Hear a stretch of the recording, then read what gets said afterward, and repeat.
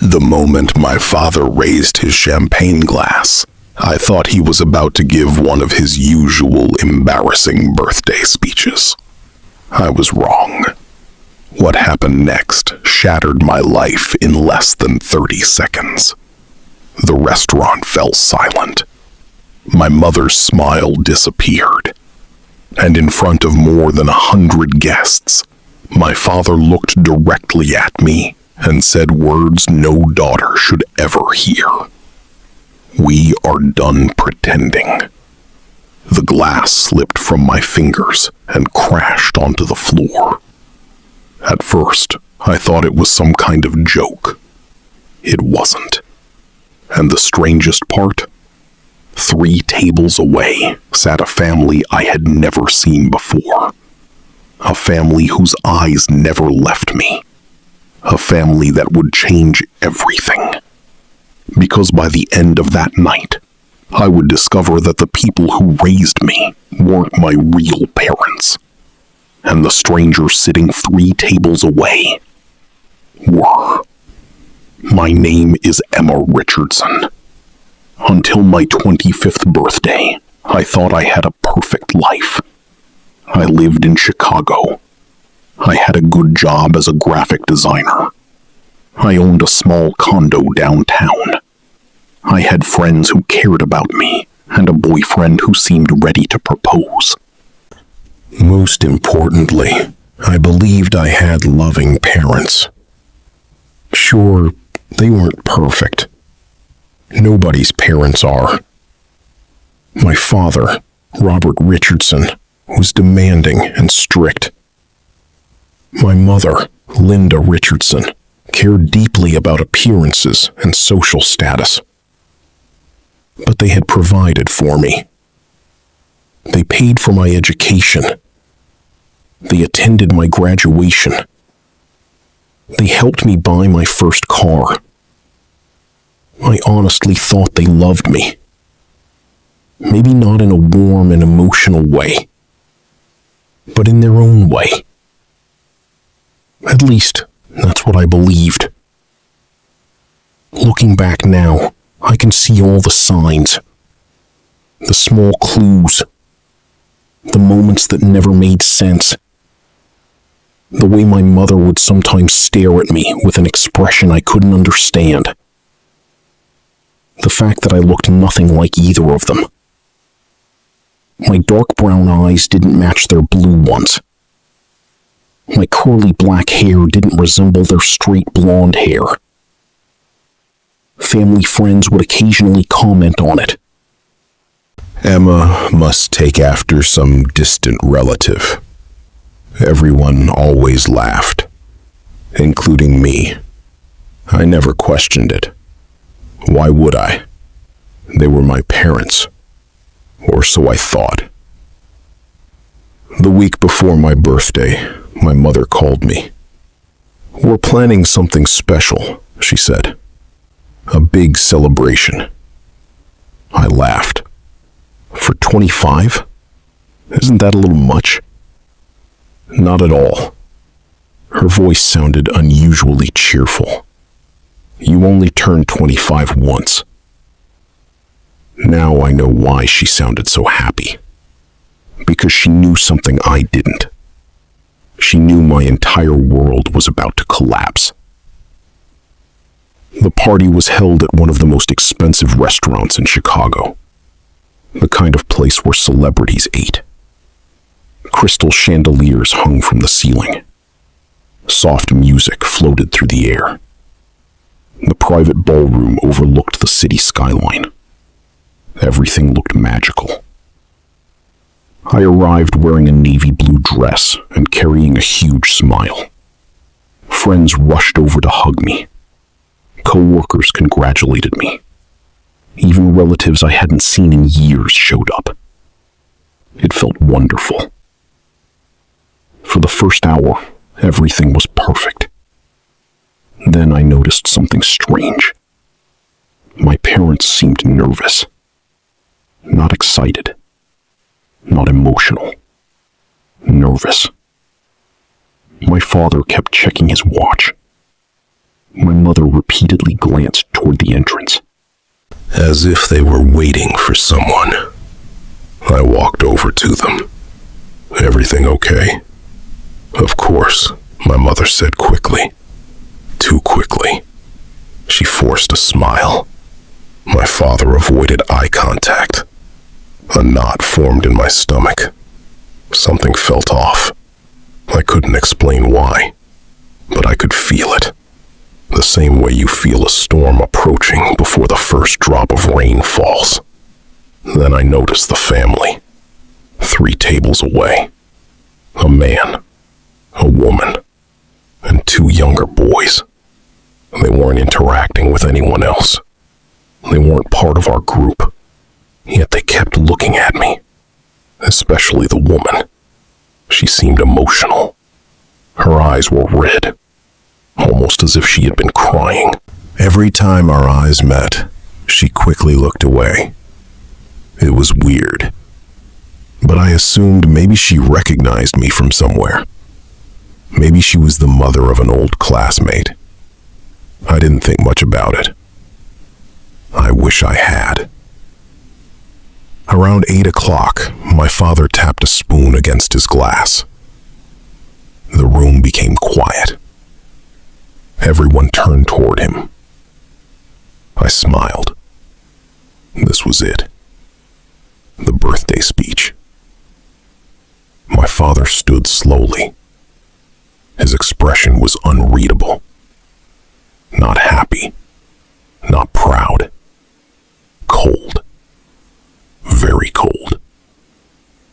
A strange feeling ran down my spine. "Thank you all for coming," he began. Polite applause followed. He cleared his throat, then looked directly at me. 25 years ago, our lives changed. More applause. More smiles. I smiled too. Then his next sentence hit like a truck. "And tonight, we believe it's finally time to tell the truth." The room went silent.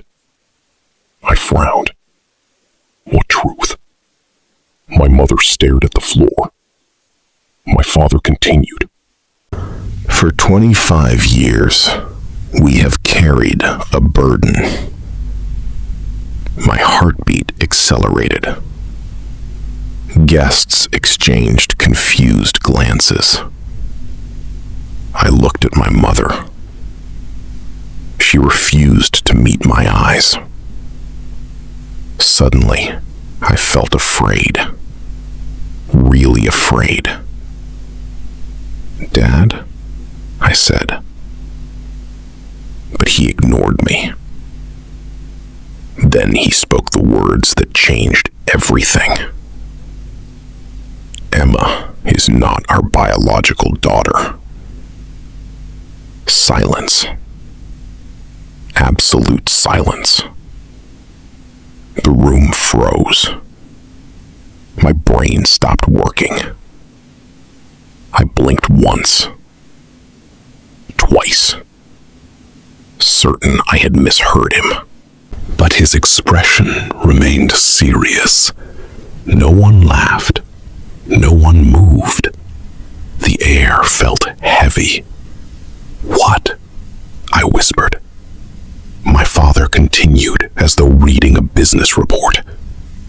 25 years ago, a hospital mistake occurred.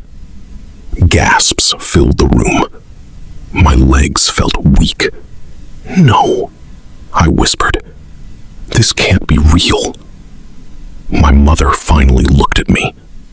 Tears filled her eyes. Yet somehow, she looked relieved, as if she had been waiting years for this moment. My father nodded. "It's real." I felt dizzy. The room spun. Every face around me looked shocked. Every face except one. The woman sitting 3 tables away. She was crying openly now and staring directly at me. For the first time, I realized something terrifying. She wasn't looking at me like a stranger. She was looking at me like a mother. I couldn't breathe. My entire life flashed through my mind. Birthdays, Christmas mornings, family vacations, school graduations. Every memory suddenly felt uncertain. Every memory felt fake. "What are you talking about?" I demanded. My voice cracked. My father remained calm. Too calm. The hospital accidentally switched 2 newborn girls. The woman at the other table began sobbing. The man beside her held her hand. My heart pounded harder. No, no, no! This wasn't happening. "Why are you telling me this now?" I asked. Nobody answered. Then, my father said something even worse. "Because we recently found our real daughter." The room exploded with shocked whispers. I stared at him, unable to process what I had just heard. Found their real daughter? What did that mean? What did that make me? My father slowly turned toward the family 3 tables away. The same family who couldn't stop looking at me. My stomach dropped. A horrible realization formed. The woman stood. The crying woman. The woman whose eyes looked strangely familiar. The room watched in silence. And then my father said the words that destroyed my heart. "Emma, we'd like you to meet the daughter we should have raised." I felt something inside me break. Completely. And that was only the beginning. Because the next secret waiting to be revealed was even more shocking than the first. For a few seconds, nobody moved. Nobody spoke. The entire room seemed frozen in place while I stood there trying to understand what was happening. I kept waiting for someone to laugh, for someone to say it was a terrible joke, for my father to smile and tell everyone to relax. But it never happened. The woman from the other table slowly stood up. Her hands were shaking. Tears streamed down her face. The man beside her rose with her, along with the 2 teenage boys sitting nearby. All 4 of them looked at me, not with curiosity, not with pity, with something much deeper. Love.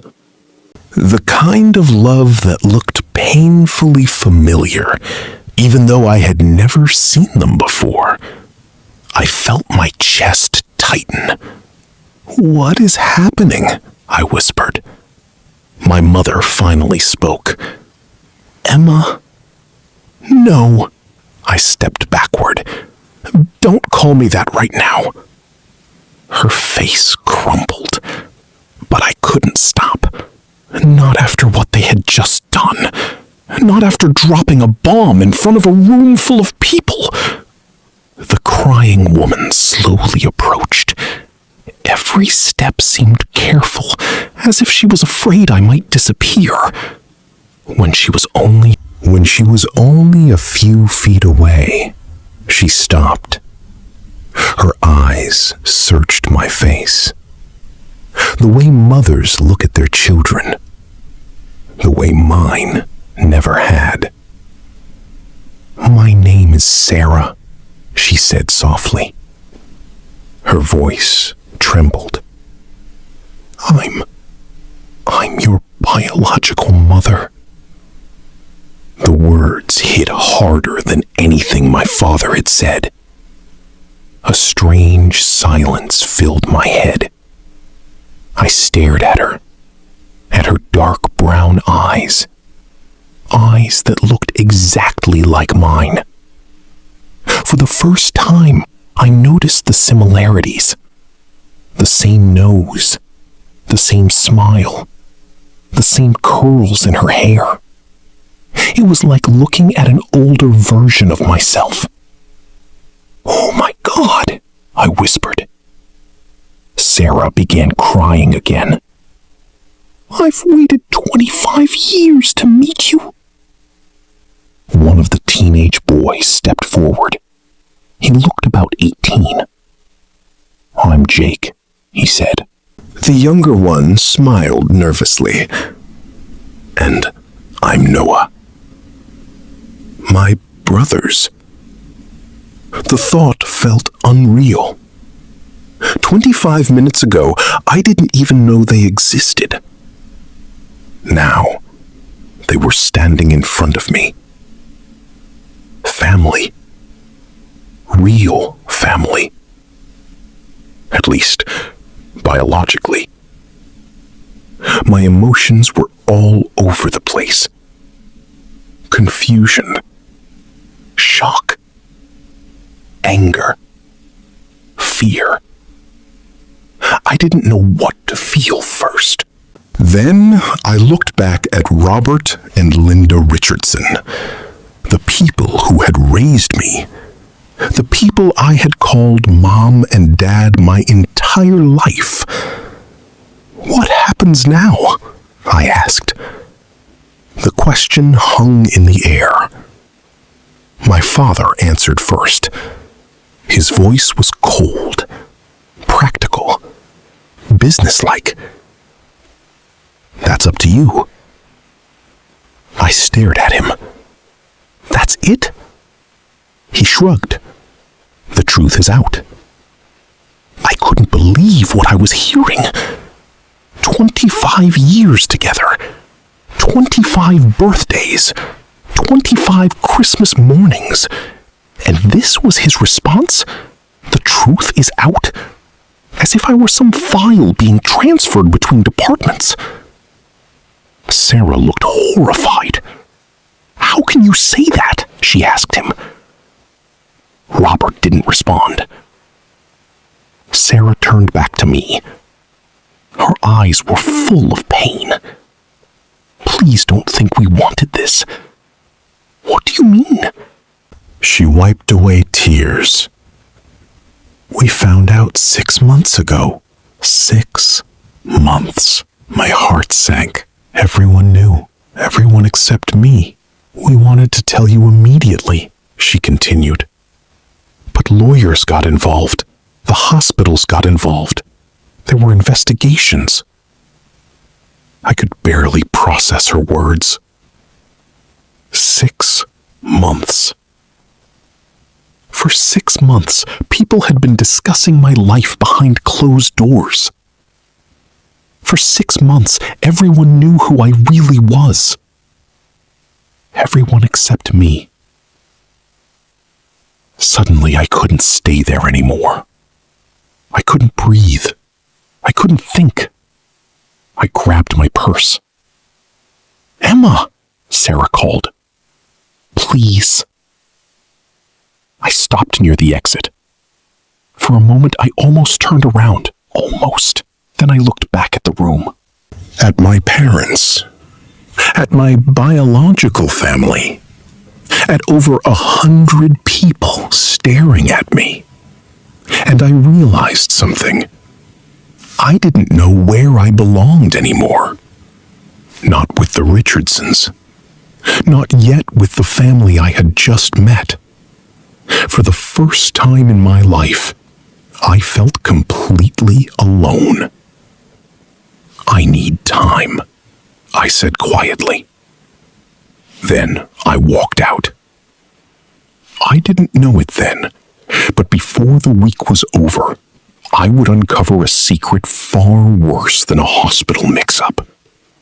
because someone in that room was lying. And the truth was about to change everything. The moment I stepped outside the restaurant, the cool Chicago air hit my face. But it didn't help. Nothing could. My hands were shaking so badly that I dropped my car keys twice before finally unlocking the door. Once inside, I sat behind the steering wheel and stared ahead. I couldn't drive. I couldn't think. I couldn't even cry. Everything felt numb. 25 years. 25 years of believing I knew who I was. And now, in a single night, that identity had been ripped away. My phone started buzzing, then buzzing again and again. Messages poured in from friends, relatives, co-workers, and people I barely knew. Everyone wanted answers. Everyone wanted to know if I was okay.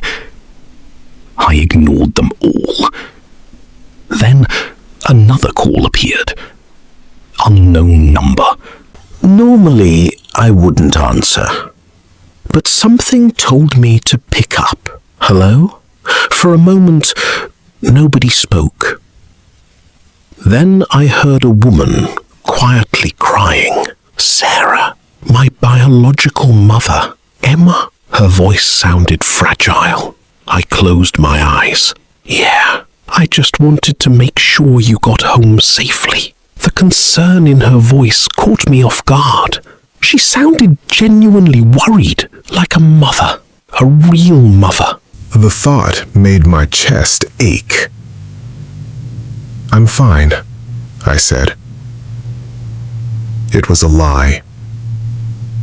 A terrible lie.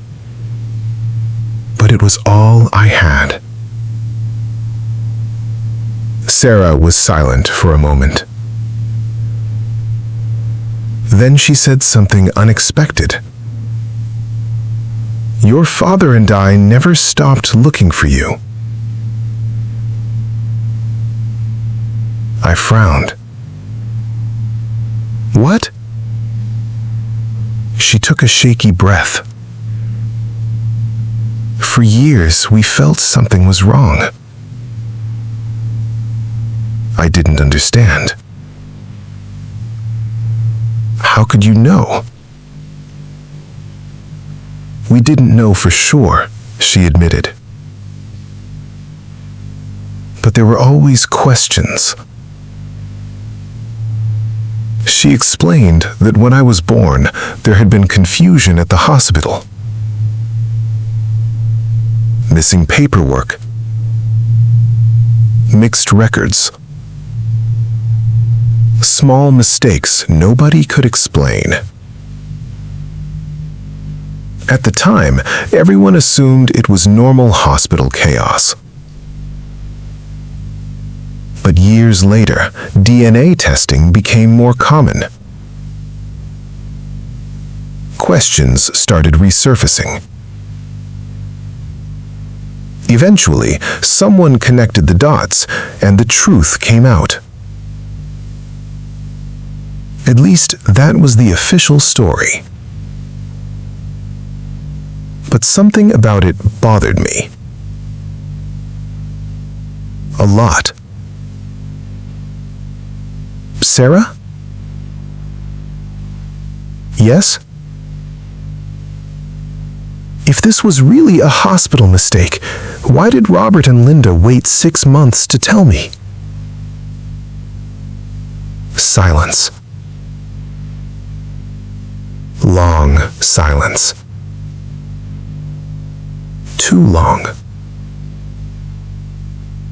When she finally spoke, her answer sounded uncertain. I don't know. I stared through my windshield. Neither of us believed that.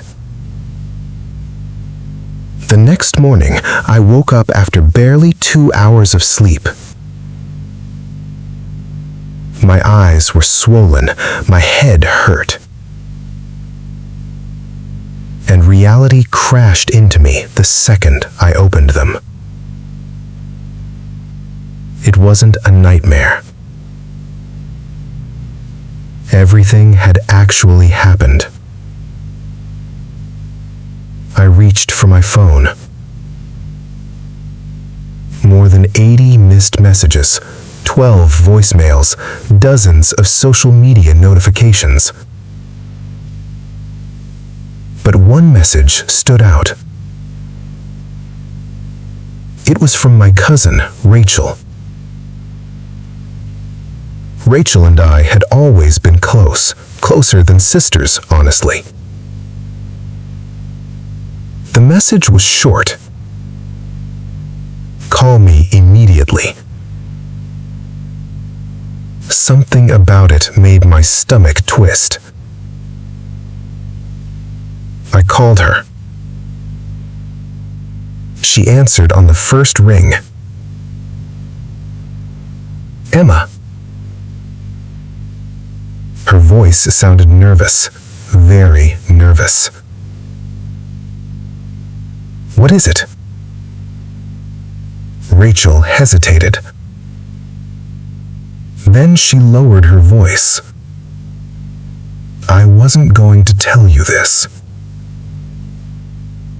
My heartbeat quickened. What is it?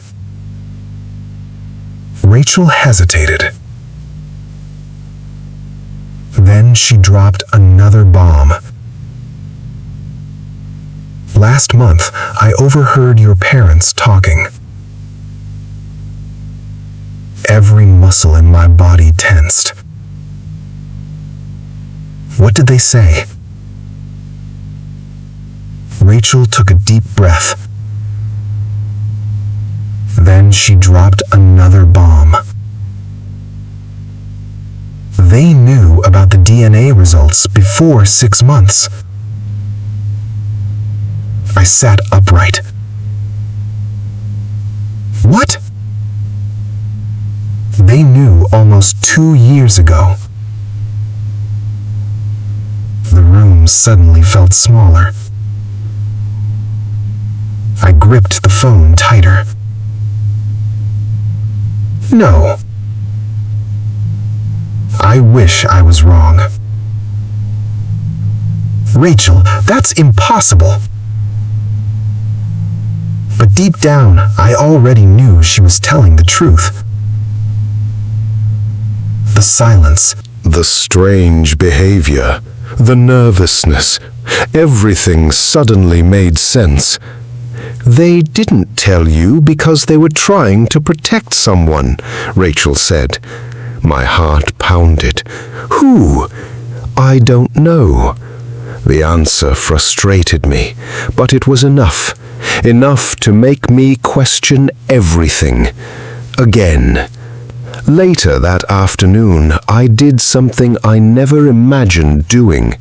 I drove to my parents' house, or maybe I should stop calling it that, the Richardson house, the place where I grew up, the place that suddenly felt like a stranger's home. I walked up the driveway. My father opened the door before I knocked, as if he had been expecting me. Neither of us smiled. Neither of us hugged. I looked straight into his eyes. When did you really find out? His expression changed instantly, just for a second, but I saw it. Surprise, fear, then it disappeared. What are you talking about? I almost laughed. The lie was so obvious. You know exactly what I'm talking about. His jaw tightened. I stepped closer. Rachel heard you discussing the DNA results last year. Silence. A dangerous silence. Finally, he sighed, and in that moment, I knew. Rachel had been right. You should leave, he said quietly. That wasn't a denial, not even close. It was an admission. My stomach dropped. You lied to me. His eyes hardened. We were trying to handle a difficult situation. By hiding the truth for 2 years? He looked away. I had never seen him do that before. Never. The powerful, confident Robert Richardson suddenly couldn't look me in the eye, and that terrified me more than anything, because it meant there was something even bigger he wasn't saying, something worse, much worse. As I stood there staring at him, a thought crossed my mind, a thought so disturbing I almost pushed it away. What if this wasn't just about a hospital mix-up? What if there had never been a mistake at all? And when I looked into Robert Richardson's face, I realized something chilling. He seemed terrified that I might discover the answer. I stood frozen on the front porch. My father's last words echoed inside my head. You should leave. Not, you're wrong. Not, Rachel misunderstood. Not even, that's not true. Just leave. That response told me everything. Or at least enough to know that he was hiding something. I looked at him one last time. Was it really a hospital mistake? For a brief second, something flashed across his face. Guilt. Then it vanished. You need to stop asking questions. My stomach twisted. That wasn't an answer. It was a warning. And warnings usually meant one thing. There was something worth hiding. I turned around and walked back to my car. But this time, I wasn't leaving defeated. I was leaving determined. Because for the first time in my life, I didn't trust the people who raised me. And if they weren't going to tell me the truth, I would find it myself. That evening, I sat at my dining table, surrounded by coffee cups, notebooks, and old family photographs. Pictures from birthdays, Christmas mornings, school graduations, family vacations. I examined every image carefully, looking for something, anything, a clue. At first, I found nothing unusual. Then I noticed something strange. There were almost no photos of me as a newborn. Most families have dozens, maybe hundreds. Parents usually take pictures constantly during those first few weeks, but in our family albums, almost nothing. Just 2 photographs. 2. And both seemed oddly staged, almost as if they had been taken later. I stared at them. Something felt wrong. Very wrong. Then another detail caught my attention. The hospital bracelet visible in one picture. I zoomed in using my phone. The image was blurry, but I could still make out part of a date, and my heart nearly stopped. The date didn't match my birthday. Not exactly. It was 3 days later. I sat upright. Why would a newborn hospital photo be taken 3 days after birth? Maybe it meant nothing. Maybe it was completely normal. But after everything that had happened, I wasn't willing to dismiss anything. The next morning, I called Sarah. She answered immediately, almost like she had been waiting beside the phone. Emma, can we meet? There was a brief pause, then a hopeful voice. Of course. We met at a quiet cafe near the lake. Sarah arrived early. I could tell she was nervous. She stood the moment she saw me. For a second, neither of us knew what to do. Then she smiled softly, and somehow that smile felt familiar, painfully familiar. We sat down together. For several minutes, neither of us talked about the obvious. Instead, we discussed simple things: work, weather, Chicago traffic. It felt strange, like two strangers trying to become family. Finally, I pulled out my phone. "I need to ask you something." Sarah nodded. I showed her the photograph, the newborn picture. Her eyes widened. "Where did you get this?" "Family album." She studied it carefully.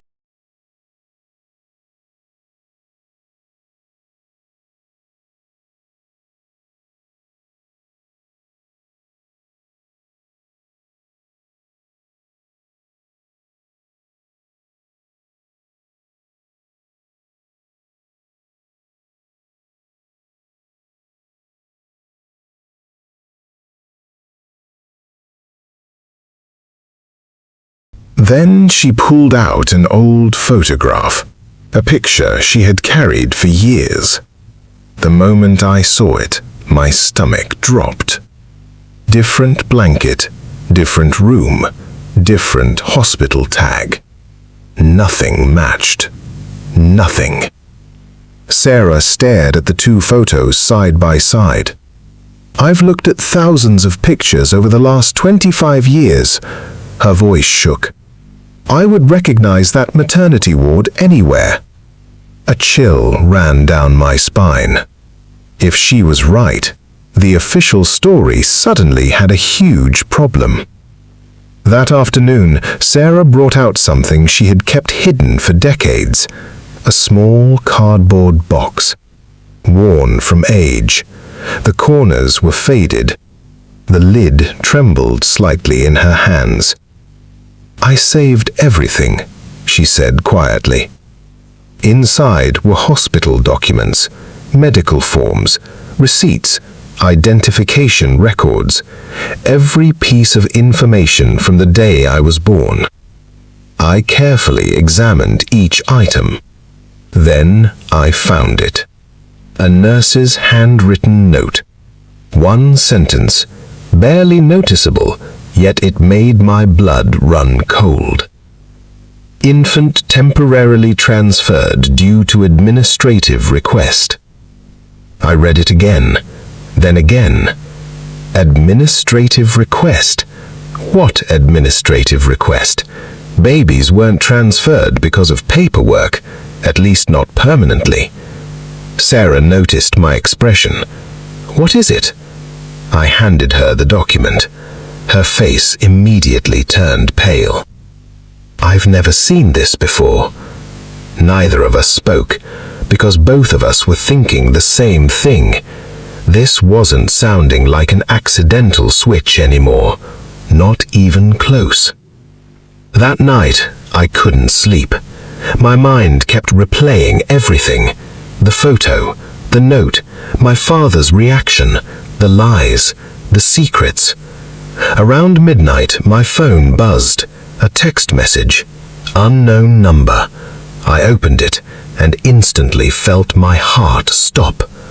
The message contained only one sentence. "If I were you, I'd stop digging into the past." Nothing else. No name, no explanation. Just a threat. My hands started shaking. A second message arrived. This one was worse, much worse. "Some secrets destroyed lives 25 years ago. They can still destroy lives today." I stared at the screen, unable to breathe. Someone knew I was investigating. Someone was watching. Someone was scared. And people only get scared when the truth is dangerous. I slowly looked out my apartment window into the darkness below. For the first time since my birthday, fear replaced curiosity. Because this was no longer about discovering who I was. This was becoming something much bigger, something nobody wanted uncovered. And somewhere out there, a person who knew the truth had just revealed one terrifying fact. The story of my birth wasn't an accident. It was a secret. a secret someone was willing to protect at any cost. I barely slept that night. Every time I closed my eyes, I saw the text messages. Stop digging into the past. The words felt less like a warning and more like a threat. By morning, I had made a decision. I wasn't stopping. Not now, not after everything I had discovered. If someone was trying this hard to keep the truth buried, then the truth had to be important. Very important. Around 10 o'clock, Sarah called. The moment I answered, I knew something was wrong. Her breathing was uneven, almost excited, almost frightened. "Emma, I found someone." I sat upright. "Who?" "A nurse." My heart skipped. "What nurse?" "She worked at the hospital the year you were born." Suddenly, every ounce of sleepiness vanished. "Is she willing to talk?" "I think so." "Think so." Not exactly reassuring, but it was enough. An hour later, we were driving toward a quiet suburb outside Chicago. Sarah gripped the steering wheel tightly. Neither of us spoke much. Both of us understood how important this meeting could be. For 25 years, thousands of people had probably walked through that hospital. Most wouldn't remember a single thing. But according to Sarah, this woman had, and she had apparently been asking questions of her own for years. The nurse's name was Margaret Collins. She was 72 years old, retired, living alone in a small white house surrounded by flowers. When she opened the door, her eyes immediately landed on me, and her expression changed. She looked stunned, almost haunted. "Oh my God!" The words escaped before she could stop them. I exchanged a glance with Sarah. Margaret continued staring. "You look exactly like her." My stomach tightened. "Like who?" The older woman suddenly looked nervous, as if she had already said too much. "Come inside." The living room was quiet and simple. Family photographs lined the walls. Margaret offered us tea. None of us touched it. There were more important things to discuss. Finally, Sarah broke the silence. "Do you remember what happened in the maternity ward 25 years ago?" Margaret's face became serious, very serious. For several moments, she simply stared at the floor. Then she nodded, slowly. "I remember more than I wish I did." A chill ran through me. Sarah leaned forward. "What happened?" Margaret looked directly at me. "There were rumors." My pulse quickened. "What kind of rumors?" The retired nurse sighed heavily. "The hospital never admitted anything officially." My heart pounded harder, but many staff members believed something happened. I waited, barely breathing. Margaret's voice lowered heavily. There was a wealthy family involved. My stomach dropped. A wealthy family. The Richardsons had always been wealthy. Sarah looked just as shocked. Margaret continued. "The family was powerful." "Powerful how?" I asked. "They donated money." The room became silent. "They had connections." Another silence. "They got special treatment." My chest tightened. No one needed to say the name. We were all thinking it. The Richardsons. Margaret stood and walked toward an old bookshelf. After a few moments, she returned carrying a faded notebook. The pages looked ancient, yellowed with age. She carefully opened it. "My memory isn't perfect," she admitted, "but I wrote things down." My heart hammered. The notebook contained personal notes from her nursing career, names, dates, events, random observations. Most were probably meaningless. Then she stopped at one page, and everything changed. The entry was dated 25 years earlier, the week I was born. Margaret adjusted her glasses and began reading. There was an unusual meeting today involving hospital administration and a wealthy donor family.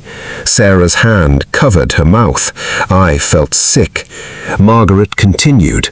Several staff members were ordered to leave a section of the maternity ward. My pulse thundered. What happened after that? I asked. The nurse swallowed. I don't know. The answer felt like a punch. What do you mean? I wasn't allowed near that area. She looked genuinely frustrated. As far as I know, nobody was. The room fell silent, because that meant one thing. Whatever happened had happened behind closed doors, away from witnesses, away from records, away from questions. Then Margaret said something that made my blood run cold. There was another rumor. I looked up. What rumor?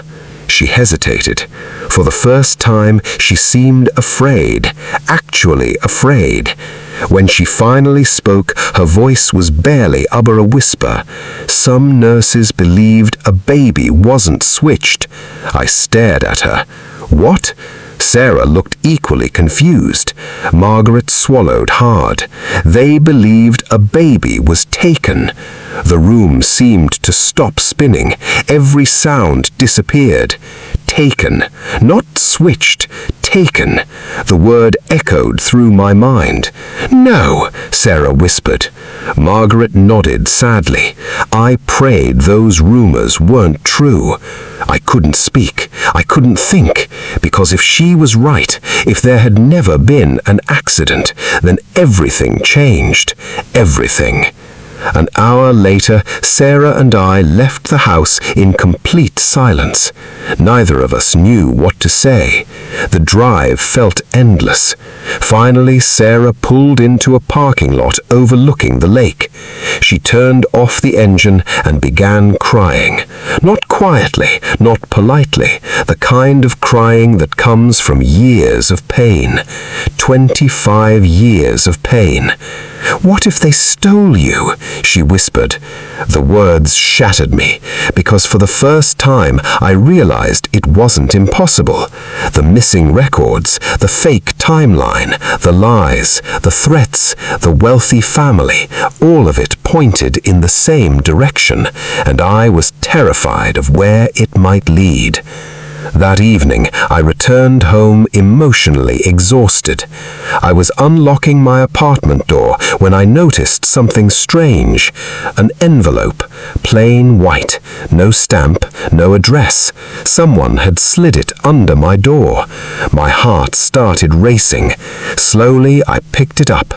Inside was a single photograph, nothing else. No note, no explanation, just a picture. The moment I saw it, my knees nearly gave out. It showed two men standing outside the hospital 25 years ago. One of them was young, wealthy-looking, dressed in an expensive suit. I recognized him instantly, even though the photo was old, even though he had more hair back then. It was Robert Richardson, my father, or the man I had always called my father, standing outside the hospital the day I was born. But he wasn't alone. Beside him stood another man, a man whose face had been circled in red ink, and written beneath the photograph were 6 chilling words. Find him. He knows everything. For nearly a minute, I simply stood in my apartment doorway, staring at the photograph. My hands were shaking. The image was old and slightly faded, but there was no mistake. One of the men was Robert Richardson, 25 years younger, standing outside the hospital on the day I was born. The second man was unfamiliar. Middle-aged, dark suit, serious expression, and someone had circled his face with red ink. Find him. He knows everything. I read the words again, then again. Who had sent this, and why anonymously? If someone wanted to help me, why stay hidden? The questions piled up faster than answers, but one thing was clear. Someone was trying to point me toward the truth. The next morning, I met Sarah at her house. The moment she saw the photograph, her face turned pale. "Where did you get this?" It was pushed under my apartment door. Sarah stared at the image. "You think it's real?" "I don't know." But deep down, I did. The photograph felt real, too specific, and the timing wasn't a coincidence. Someone had waited until I started investigating. Someone had been watching. Sarah looked at the circled man. I've never seen him before. Neither had I. But that was about to change. A few hours later, Jake joined us. My biological brother had become surprisingly invested in helping. Over the past few days, we'd spent more time together than many siblings spend in years. It still felt strange calling him my brother, but somehow it also felt natural. Jake examined the photo, then suddenly frowned. "Wait." Sarah looked up. "What?" "I think I've seen this guy." My heart nearly stopped. "You have?" Jake nodded slowly. "I just can't remember where." For the next 20 minutes, he searched through old newspaper archives online. Then suddenly, he sat upright. I found him. Sarah and I rushed to his laptop. A newspaper article appeared on the screen. The man from the photograph, older now, grayer, but definitely the same person. His name was Victor Hayes, and according to the article, 25 years ago, he had been the hospital's chief administrator. The room fell silent. The hospital administrator, the very person who would have had access to records, birth certificates, patient files, everything. My pulse quickened. This couldn't be a coincidence. Finding Victor Hayes turned out to be easier than expected. He was retired and living in a small town about 2 hours away. The difficult part was convincing him to speak with us. When we first called, he refused immediately. No interviews. Click. The second call lasted even less time. The third wasn't answered at all. Most people would have given up. I didn't. Because if someone had anonymously sent me that photograph, there had to be a reason. Victor Hayes knew something, and he was terrified to talk about it. 3 days later, I stood outside his house. A modest brick home with a neatly trimmed lawn. Not exactly what I'd expected from a man who once managed a major hospital. My heart pounded as I knocked. No answer. I knocked again. Still nothing. Then I heard movement inside. A curtain shifted. Someone was watching. I knocked one final time. "Mr. Hayes, please." Silence. "I'm Emma." More silence. Then I added the words that changed everything. I was born at St. Mary's Hospital 25 years ago. The door opened. Slowly. Very slowly. Victor Hayes stood there, and the moment he saw me, his face lost all color. "Oh God," the whisper escaped his lips before he could stop it. He knew exactly who I was.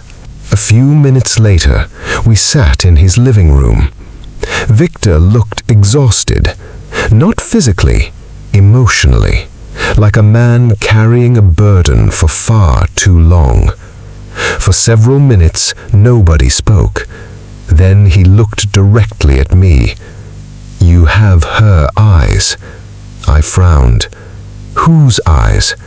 He didn't answer. Instead, he rubbed his forehead. I felt cold. "Desperate for what?" Victor looked at me. "For a child." The room was silent, painfully silent. Then he continued. They had suffered multiple miscarriages. Sarah's eyes widened. Victor nodded. They wanted a baby more than anything. I struggled to process his words. What does that have to do with me? Victor looked away. The hesitation frightened me. Then he said something that made my blood run cold. Because someone offered them a solution. No one spoke. No one moved. The words hung in the air, heavy, terrifying, unfinished. "What solution?" Sarah asked.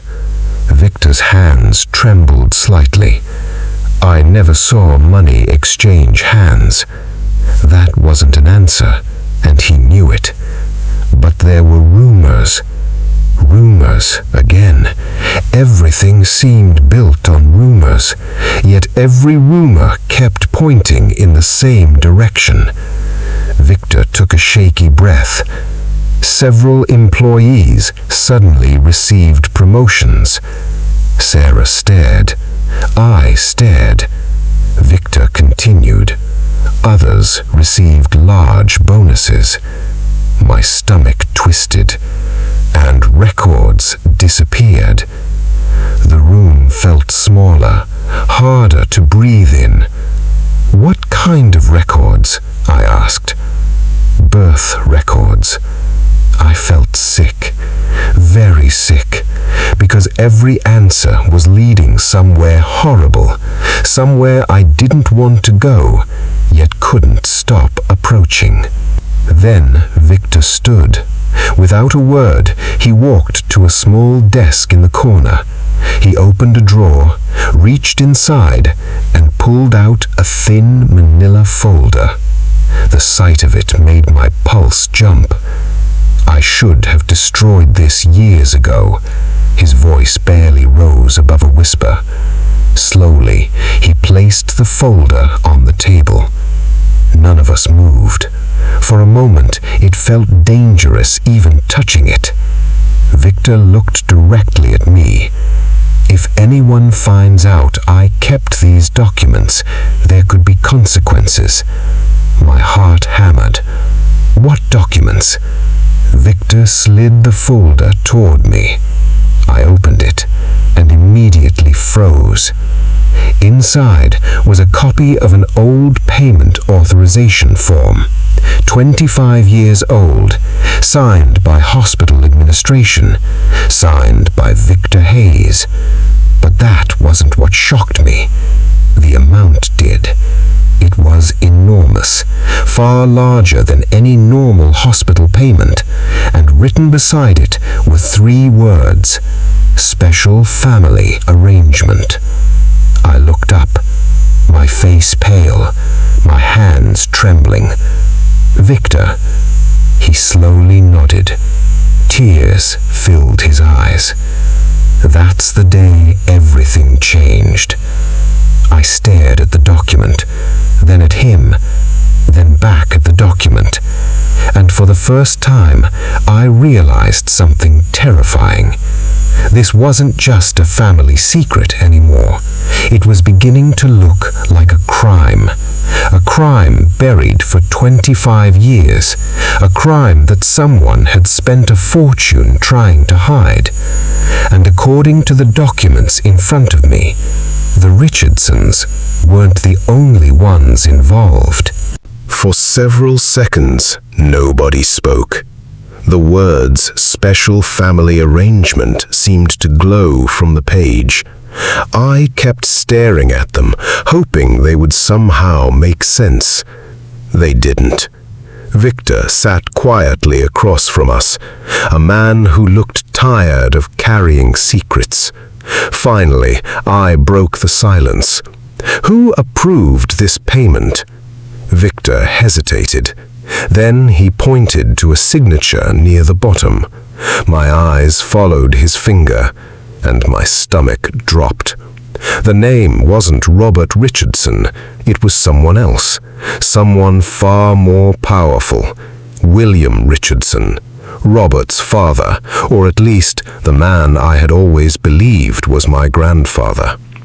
Sarah frowned. "I don't understand." Victor sighed heavily. William Richardson was one of the hospital's biggest donors. My heart sank. Of course he was. Money, power, influence, everything seemed to lead back to the Richardson family. Victor leaned forward. I never had proof of what happened. His voice shook, but everyone knew William got what he wanted. The room fell silent, because we all understood what he was saying. Someone with enough power could make problems disappear, records disappear, questions disappear, even people disappear. Then Victor revealed one final piece of information, a piece that changed everything. "I looked into your biological parents years ago." Sarah looked shocked. "You did?" Victor nodded. There was something unusual. My pulse quickened. "What?" He looked directly at me. "Your father." I frowned. "What about him?" Victor swallowed. "Before your birth, he filed a lawsuit against a company." Sarah's eyes widened. "What company?" Victor slowly answered. "William Richardson." The world seemed to stop. I stared at him, unable to speak, unable to breathe. My biological father had been fighting the Richardsons before I was even born, before I disappeared, before my entire life changed. It couldn't be a coincidence, not anymore. That night, I sat alone in my apartment. The evidence covered my dining table. Photographs, documents, notes, records, 25 years of lies, and one terrifying possibility. Maybe I wasn't taken because the Richardsons wanted a child. Maybe I was taken because my biological family was a problem someone powerful wanted to control. My phone buzzed. A new message appeared. Unknown number. My heart immediately started racing. Slowly, I opened it. There was only one sentence. "Meet me tomorrow at 10 a.m. Come alone if you want the truth." Attached was a location, a cemetery. My blood ran cold, because beneath the message was a name I recognized instantly, a name that should have been impossible, a name belonging to a person who had supposedly died 20 years ago. The person who sent the message claimed to be William Richardson's former lawyer, and according to public records, he was dead, or at least everyone believed he was. The next day would finally reveal what happened 25 years ago, and whether the people who raised me were guilty of something far darker than anyone imagined. I barely slept that night. Every time I closed my eyes, I saw the message. "Meet me tomorrow at 10 a.m. Come alone if you want the truth." Part of me knew it could be a trap. Another part didn't care. I had spent 25 years living a lie. I wasn't turning back now. The next morning, gray clouds hung over Chicago. The cemetery was quiet, almost empty. Rows of headstones stretched across the landscape. I checked my phone. 9:58 a.m. My heart pounded as I walked toward the location in the message. Then I saw him, an elderly man standing beside a grave, tall, thin, wearing a dark coat. When he turned toward me, I immediately recognized his face from old photographs. The lawyer, the man who was supposed to be dead. For several seconds, neither of us spoke. Then he sighed. I was wondering if you'd come. My throat felt dry. Who are you? My name is Thomas Green. He glanced around carefully. And no, I'm not dead. Despite everything, I almost laughed. Almost. Why are you here? His expression grew serious. Because I've spent 20 years regretting my silence. We sat on a nearby bench. Thomas looked exhausted, like a man who had carried guilt for decades. Finally, he spoke. What happened to you wasn't an accident. The words hurt, even though I already knew they were true. Thomas looked down at his hands. 25 years ago, William Richardson was terrified. Of what? Scandal. I frowned. Thomas nodded. Your biological father had evidence of serious wrongdoing involving Richardson Industries. My stomach tightened. So Victor was right. Yes. Thomas sighed heavily. Your biological father was preparing for a legal battle. I felt cold, very cold, because I already knew where this story was heading. Thomas continued. William Richardson believed your family would eventually destroy everything he had built. I stared at him, and his expression grew serious. And then he learned something. My pulse quickened. What? Robert and Linda couldn't have children. The pieces suddenly started falling together. A wealthy family desperate for a child, a powerful man facing a threat, a vulnerable young family. One horrifying solution. Thomas nodded slowly. As far as I know, William created the plan. The words hit like a hammer. Not Robert, not Linda, William, the grandfather, the man who controlled everything. According to Thomas, several hospital employees were bribed, records were altered, documents disappeared, questions were buried, and somehow, unbelievably, I was removed from my biological family and placed with the Richardsons. Not through legal adoption, not through any official process, through corruption, pure and simple. I felt sick. For 25 years, I had unknowingly lived inside the consequences of one man's decision.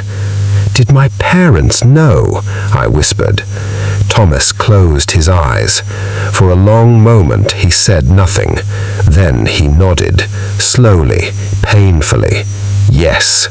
The answer shattered something inside me, because despite everything, a small part of me had hoped they were innocent, that they were lied to, manipulated, tricked.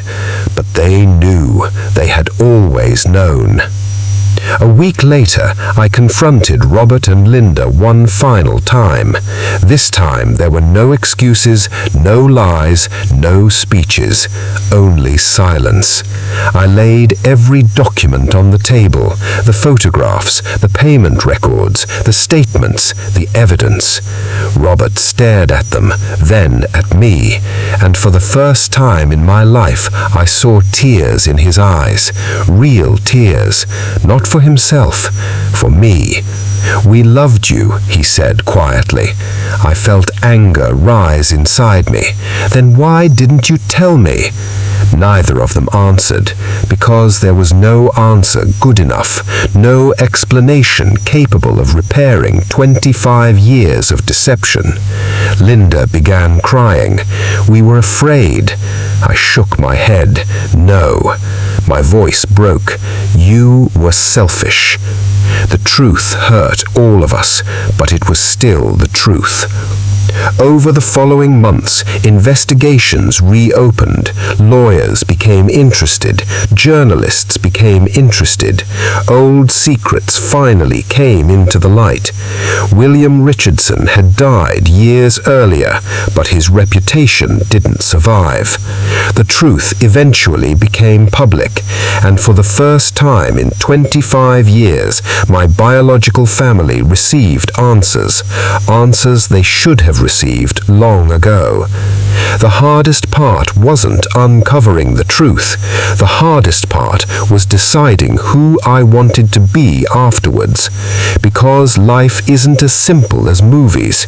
There wasn't a magical moment where everything suddenly became perfect. I couldn't erase 25 years.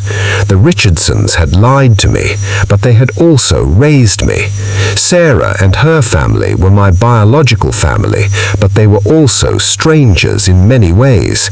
My heart belonged to both worlds, and neither world was simple. One Sunday afternoon, about a year later, our entire family gathered for a barbecue. Not two families, one family. A complicated family, a messy family, a healing family. Sarah stood beside the grill laughing. Jake and Noah argued over a football game. Children ran across the yard. Music played softly in the background. For the first time, it felt normal, peaceful, real. Then someone sat beside me. Robert. He looked older than before, smaller somehow. Life had humbled him. For a while, neither of us spoke. Then he quietly handed me a photograph. A picture of me at 5 years old, missing my front teeth, covered in birthday cake, laughing. I stared at it, then at him. "I know I'll never be able to fix what happened," he said. His voice trembled, but every smile in that photo was real. Tears filled my eyes, because he was right. The lie was real, but many of the memories were real too.